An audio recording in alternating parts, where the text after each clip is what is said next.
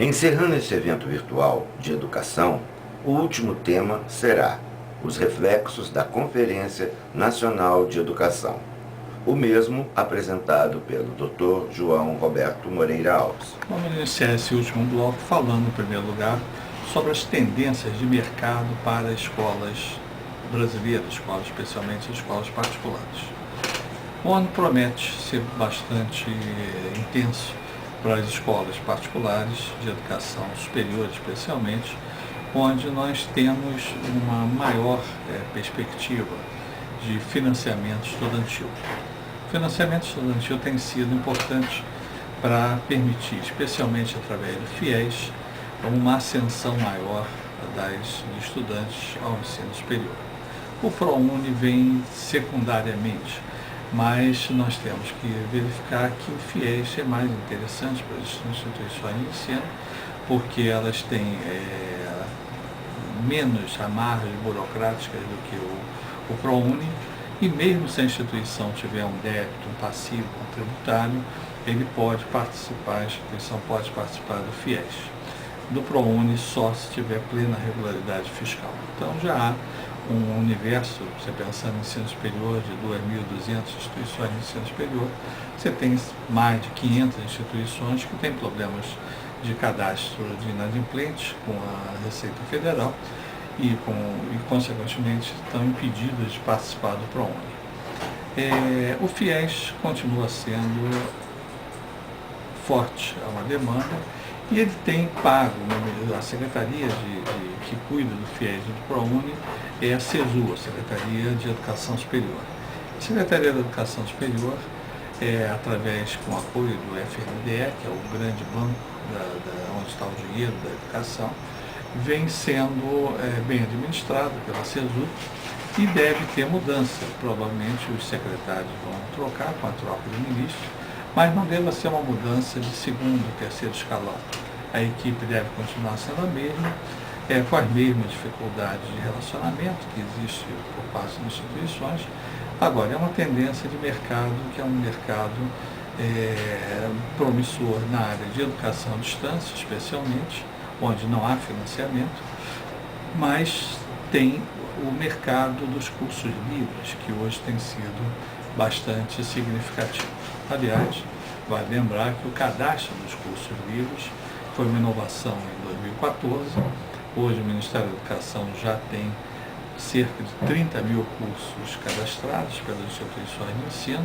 Muitas ainda não colocaram seus cursos, tem um prazo até o início do ano que vem, até fevereiro, se não me engano, para fazer a atualização, o prazo foi prorrogado, mas o mercado tende a crescer bastante na graduação, em algumas áreas, outras áreas não, mas nós temos áreas tecnológicas que têm avançado bastante, mas temos uma tradição, principalmente na área de humanas. Então, os cursos na área de humanas são os cursos que mais absorvem alunos, direito, administração e cursos dentro dessa linha. E os cursos que vêm crescendo bastante, cursos de engenharia, cursos na área das ciências exatas, têm tido uma perspectiva maior de demanda. Os cursos de saúde estão estabilizados. Nós temos hoje uma nova tendência dos cursos de medicina, inclusive nesse momento nós estamos numa consulta pública para propor novas iniciativas, novos modelos, que é o modelo que sai da autorização e vai para a concessão. Tem que ter muito cuidado nesse ponto, porque realmente ocorre um edital, e o edital é dentro de um processo de concessão, não mais de autorização. Mas esse é objeto de um fórum de direito educacional que vai ser realizado oportunamente, não vamos aprofundar nesse momento. Mas o mercado para as escolas particulares e para as escolas de educação básica superior da Livre Iniciativa é positiva em relação a alguns segmentos. O segmento da educação fundamental, por exemplo, não tende a ter um crescimento forte para o setor privado, pelo contrário, tende a reduzir. A educação infantil também é uma estabilização, mas tende a reduzir, porque os governos estaduais e municipais, especialmente, têm investido mais, têm mais recursos para investir e vão suprindo aquela atuação em escolas privadas. O ensino técnico, o grande filão é o Pronatec, mas o Pronatec é difícil para muitas instituições de ensino privado.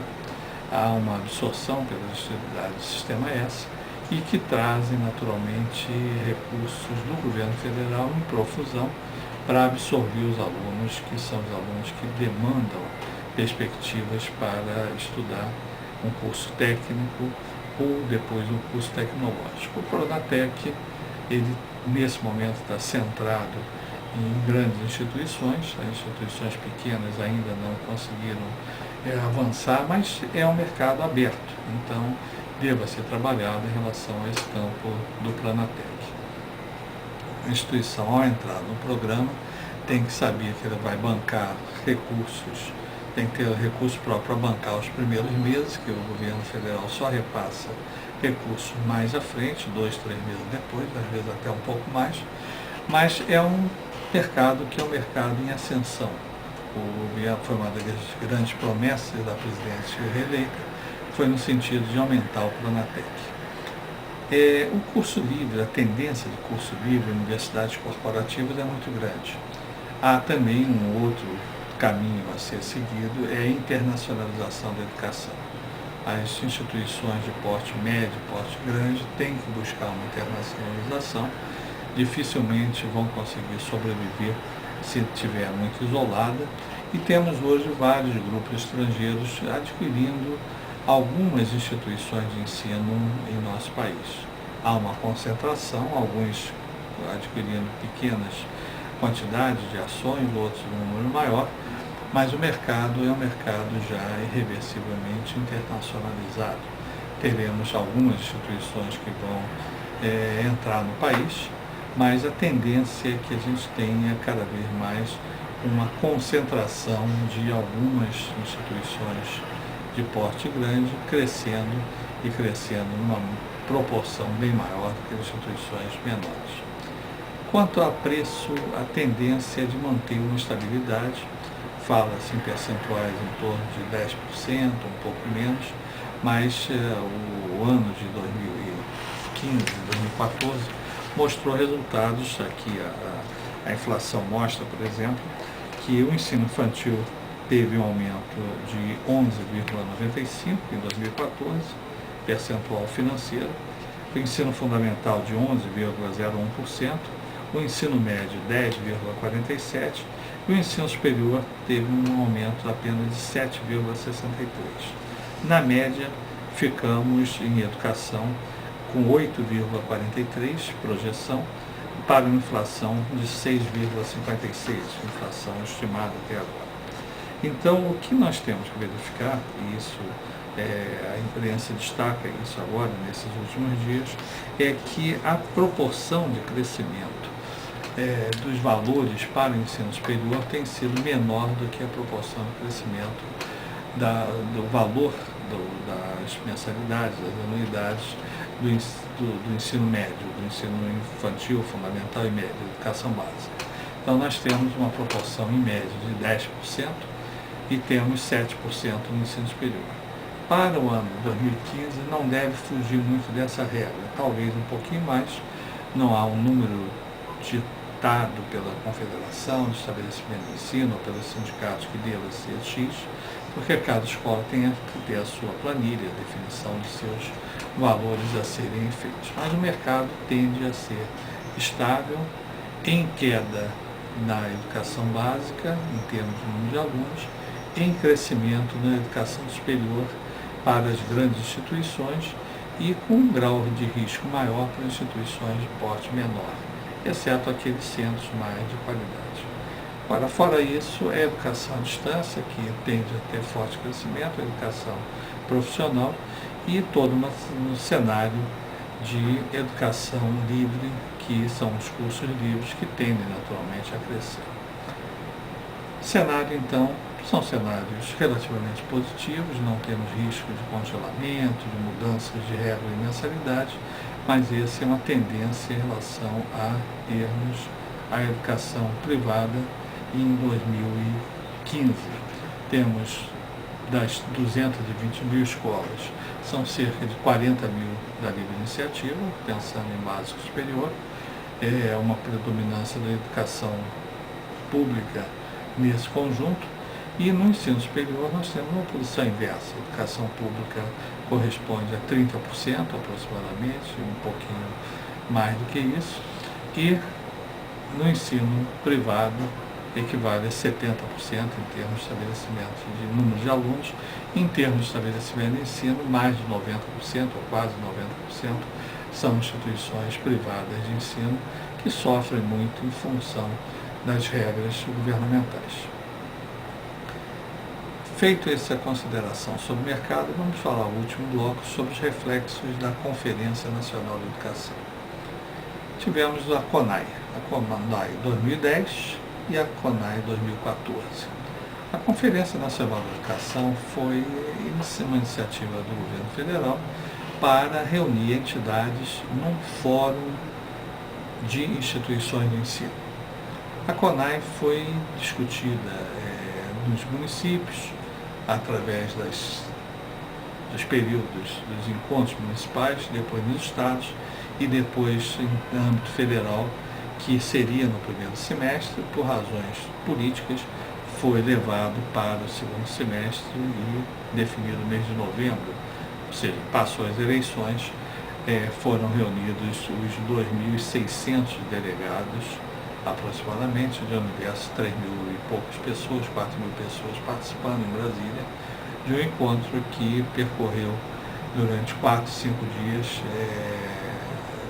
temas de todas as naturezas. Tivemos muita polêmica, tivemos polêmicas fortes, segmentações, disputas políticas, disputas acirradas, e não é diferente, porque o fórum que é o responsável pela existência do CONAE, prevê 35 entidades das mais diversas naturezas.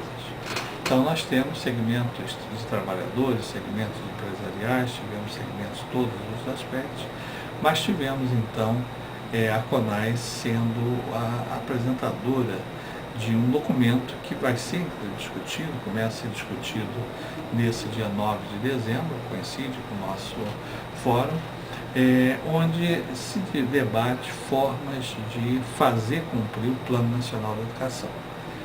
O Plano Nacional de Educação está aí, está aprovado desde junho, é uma lei, tem as suas metas, as suas 20 metas, as suas 250 estratégias aproximadamente, mas como fazer isso? Então, a função principal do Fórum Nacional de Educação, que é instalado com essa participação de 35 entidades, é de fazer cumprir o plano. E o fazer cumprir o plano depende de uma série de fatores. Fator financeiro, fator político, fator estrutural, mas que naturalmente traz uma ação concreta da Conferência Nacional de Educação. Vamos passar por aí alguns aspectos que não é da conferência, mas a conferência teve esse debate também, a atuação do Conselho Nacional de Educação. Então nós temos um fórum de educação, temos Conselho Nacional de Educação. São características diferentes e o Conselho Nacional de Educação vem se debruçando principalmente em alguns projetos de resolução, como o projeto de resolução no ensino da pós-graduação e da educação à distância. Foram são duas resoluções que estão em debate e praticamente aprovadas, que vão mexer fortemente com o cenário da educação superior. Se realmente consolidar em um projeto, e o projeto virar resolução, vai trazer sérias complexidades para as instituições de ensino. Mas isso ainda está relativamente longe, porque tem todo um trâmite, mesmo o Conselho aprovando os pareceres, vai ter que passar por um Conselho Pleno, se existir recurso, deve ter recurso, vai ter que passar pela homologação ministerial, depois virar uma resolução e ter naturalmente um período de transição. Mas, voltando à Conferência Nacional de Educação, o Fórum Nacional de Educação, vai existir uma forte pressão no Executivo e no Legislativo. Então, é certo que nós vamos ter os fóruns estaduais, os fóruns municipais funcionando, já temos, inclusive, os fóruns estaduais funcionando, os municipais, numa grande participação democrática. Isso é bom para o país? desde que não tenha as conotações puramente partidárias. Então nós temos que pensar na educação como um bem não público, porque a educação não é bem público, mas como um bem importante.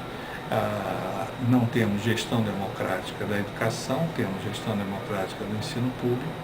Há algumas tendências de criação de um sistema nacional de educação, isso é muito ruim, porque nós já temos o SUS na área de saúde e vemos que é uma lástima, e há uma tendência, um trabalho conduzido para se criar um sistema nacional de educação, mas depende naturalmente de passar pelo Congresso Nacional e tem que ter uma reforma constitucional para isso.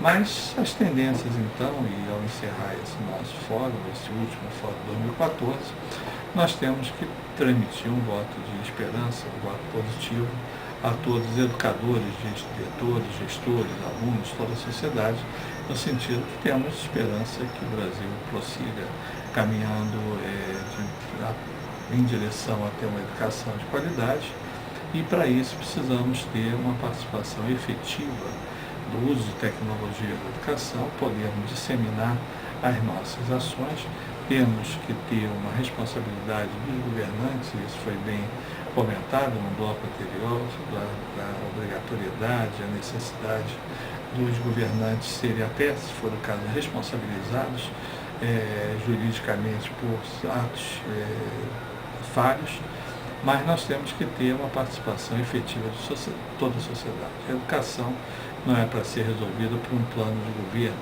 nem por um plano de Estado, é para ter uma participação prioritária de todos os segmentos da educação. Desejamos a todos um ano de 2015 bastante promissor e que nós possamos continuar colaborando, participando ao longo desses nossos já 42 anos de existência do Instituto de Pesquisas e Administração da Educação, colaborando com as instituições em todo o Brasil e mesmo aquelas de fora do Brasil que participam dos nossos fóruns, participando num processo de construção de um amanhã melhor do que hoje. Muito obrigado.